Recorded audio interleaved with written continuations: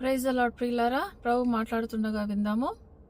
దేవుడు పాస్టర్లను ఆత్మల సంపాదన కొరకు, రక్షింపబడిన ఆత్మలను ఆయన కృపలో కాచుటకు, వారి యొక్క తలాంతులను గుర్తించి వాళ్ళను ప్రభు సేవలో ఆయన చిత్తానుసారంగా, వాళ్ళ చిత్తానుసారంగా కాదు, ఆయన చిత్తానుసారంగా దేవుని రాజ్య విస్తరణలో వాడుకోవడానికి, వాళ్ళని ప్రోత్సహించడానికి, వాళ్ళని ఆత్మీయంగా ఎదిగించడానికి, పరిశుద్ధాత్మ పొందడానికి, ఆత్మఫలాలు ఫలించడానికి, వాళ్ళ ఆత్మలో బలవంతులు కావడానికి దేవుడు ఒక కాపరిగా గొర్రెలను ఎట్లా మేపాలో, ఎలా కాయాలో, దుష్టు నుంచి ఎలా కాపాడాలో అందుకు పాస్టర్లను దేవుడు ఒక కాపరిగా ఇచ్చాడు. అసలు పాస్టర్ అనే వర్డ్ కేజేవి బైబిల్ ఉందే తప్పు.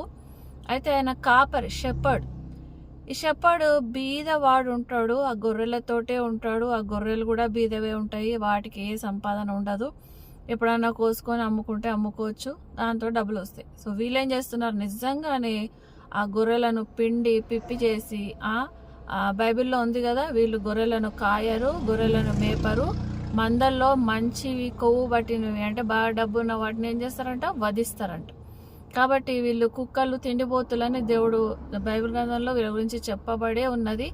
దేవుడు ముందే మనల్ని హెచ్చరిస్తున్నాడు. కాబట్టి మనము ఈ తోడేల లాంటి పాస్టర్లను నమ్మి మనం మోసపోవడము మన తప్పే అవుతుంది. దేవుడు ఆల్రెడీ చెప్పి పెట్టాడు, బైబిల్ చదివితే అన్నీ తెలుస్తాయి. అయితే చూడండి, మనం షాపింగ్స్కి మనం వెళ్తుంటాం. ఎంత గవర్నమెంట్ జాబ్ ఎవడైనా కూడా మన చుట్టుపక్కల మన ఊర్లలో షాపింగ్ చేస్తాం. మన పాస్టర్లను ఎప్పుడైనా మనం షాపింగ్స్ చూసామా? ఊర్లలో ఉన్న పాస్టర్లు కూడా హైదరాబాద్కి, సిటీకి కార్లు వేసుకొని పోయి సీక్రెట్గా కాస్ట్లీ షాపింగ్ చేసి కాస్ట్లీ హోటల్స్లో తిని వెళ్తారు. ఇంకా హైదరాబాద్ అంటే పెద్ద పెద్ద సిటీస్లో ఉన్న వాళ్ళు ఏం చేస్తారు, సీదా దుబాయే పోతారు.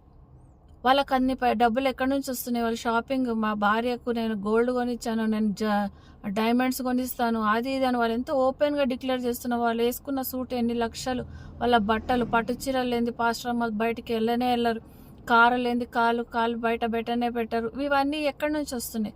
గొర్రెలైన, కొండ గొర్రెలైన మనము వాళ్ళని మేపడం ద్వారా వాళ్ళు ధనాశ అనే దురాత్మ పట్టి భ్రష్టులైపోయారు. వాళ్ళు తమ ఆత్మను అమ్ముకున్నారు.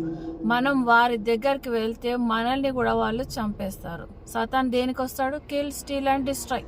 మన ఆత్మీయ జీవితాన్ని చంపేస్తారు, మన తలాంతులను చంపేస్తారు, మన లైఫ్ని వేస్ట్ చేస్తాడు.